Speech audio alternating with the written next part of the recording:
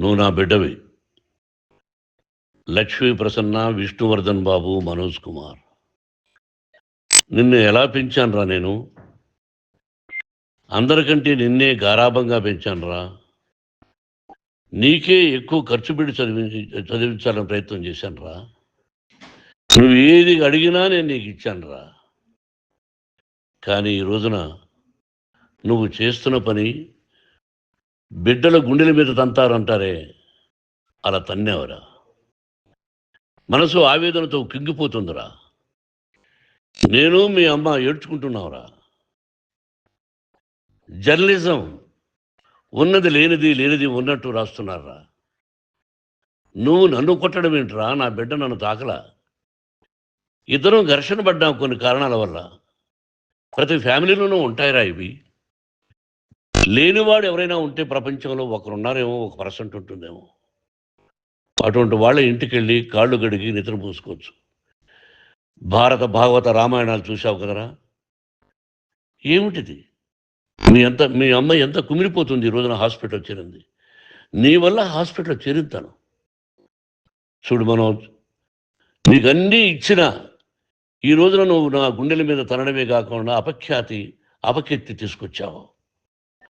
ఏదేదో రాశావు, ఏదేదో చెప్తున్నావు. కొంతమంది జర్నలిస్టులు ఉన్నది లేనిది, లేనిది ఉన్నట్టు రాసే వాళ్ళ తత్వం వాళ్ళకి ఎందుకంటే టీఆర్పీ పెరగాలి. ఇది వాళ్ళ నైజం. మనం మార్చలేము. వాళ్ళందరి మీద మన కోర్టుకు వెళ్ళలేము. వాక్ స్వాతంత్రం అంటారు, ప్రజాస్వామ్యం అంటారు. ప్రజాస్వామ్యంలో కూడా కొన్ని హద్దులు ఉన్నాయి. ఇది నీకు తెలుసు అనుకున్నా. ఎంత మంచి నటుడివి నువ్వు. నీ భార్య మాటలు విని తాగుడుకు అలవాటు పడిపోయావు. వింటున్నావా మనోజ్? ఎవరిని నమ్మాలో ఎవరిని నమ్మకూడదో పరిస్థితి తీసుకొచ్చావు. విద్యాలయాలు ఎంత గొప్పవిరా. మనం 25% కులమతాలకు అతీతంగా ఫ్రీ ఎడ్యుకేషన్ ఇస్తున్నాంరా. క్యాస్ట్ అనేది తీసేసాను రా 92లో ప్రాస్పెక్ట్స్లో. నువ్వు చదువుకున్నావురా. అక్కడ చదువుకున్న బిడ్డలు ఐఏఎస్, ఐపీఎస్ అయ్యారా. ఎంతోమంది గొప్పవాళ్ళు అయ్యారా. నువ్వు నటుడుగా ఎంతో గొప్పవాడివి. తాగుడికి అలవాడబడి నువ్వు నీ భార్య ఇంట్లో బిహేవ్ చేస్తున్న విధానం ఆ భగవంతుడు సర్వేశ్వరుడు తెలుసు. భగవంతుడు చూస్తున్నాడు రా. నేను తప్పు చేసినా, నువ్వు తప్పు చేసినా, ఎవరు తప్పు చేసినా. ఎంత అవకాశం ఇచ్చావు మాట్లాడుకునేదానికి అందరికీ. ఇన్ని సంవత్సరాల్లో మన విద్యాలయాల్లో ఒక్క తల్లి కానీ ఒక తండ్రి కానీ ఏమైనా చెప్పారా? ఆ బిడ్డలు మన బిడ్డలు రా. మీరెంతో నాకు అక్కడ ఉన్నవాడు కూడా నా కూతుర్లు, నా కుమారులు. ఎంతమందికి ఫ్రీ ఎడ్యుకేషన్ ఇస్తున్నావు. వాడి దగ్గర ఏది ఆశించరా. నువ్వు ఎందుకు ఇలా తయారైపోయావు? ఎందుకు ఇంట్లో ఉండే పని వాళ్ళందరినీ కొడుతున్నావు? పనివాడు వాడు పని చేసుకోవడానికి మన ఇంటికి వచ్చాడు రా. ఆ పనివాడిని కొట్టడం చాలా మహాపాపంరా. నేను వేరురా. నేను దండించడం వేరురా. నేను ఎవరిని ఆ చిన్న వాళ్ళని కొట్టి ఇచ్చేసి చేయలేదురా.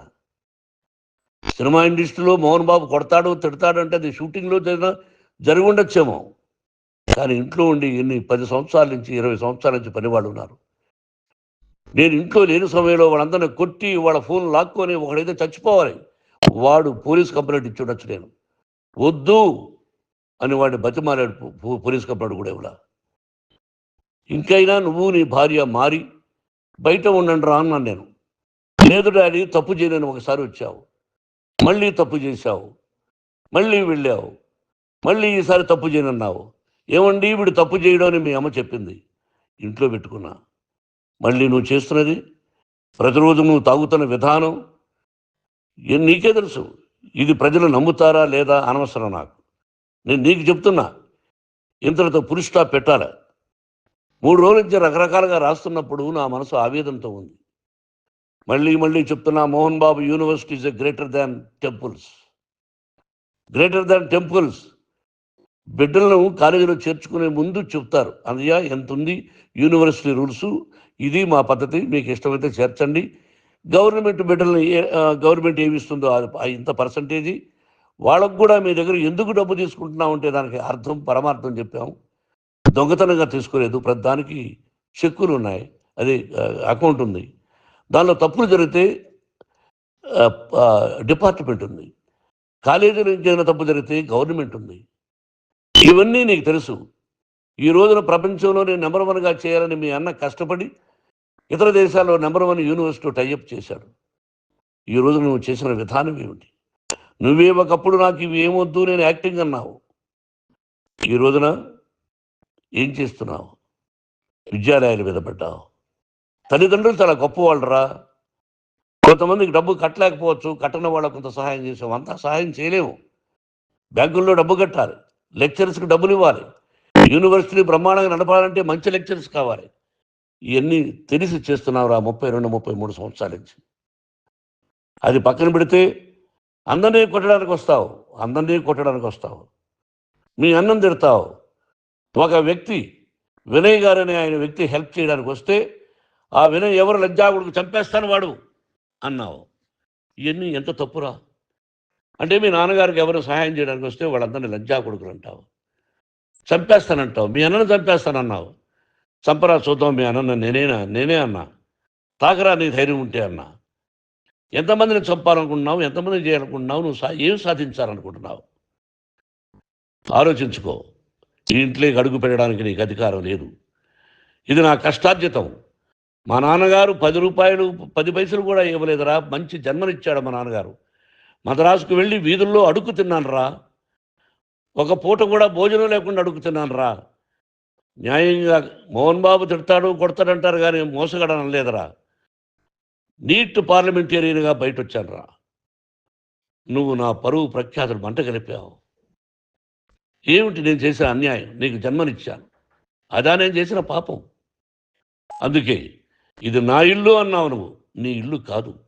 నీ కష్టార్జితంతో నువ్వు సంపాదించుకున్న ఇల్లు నీది. ఇది నా డబ్బు, నా కష్టార్జితం. నా కష్టార్జితంలో నేను పిలిస్తేనే మీరు ఇంట్లోకి రావాలి. అటువంటిది పోగొట్టుకున్నావు నువ్వు. ఆస్తులు అంటావా? ముగ్గురికి సమానంగా రాయాలా లేదా అది నా ఇష్టం.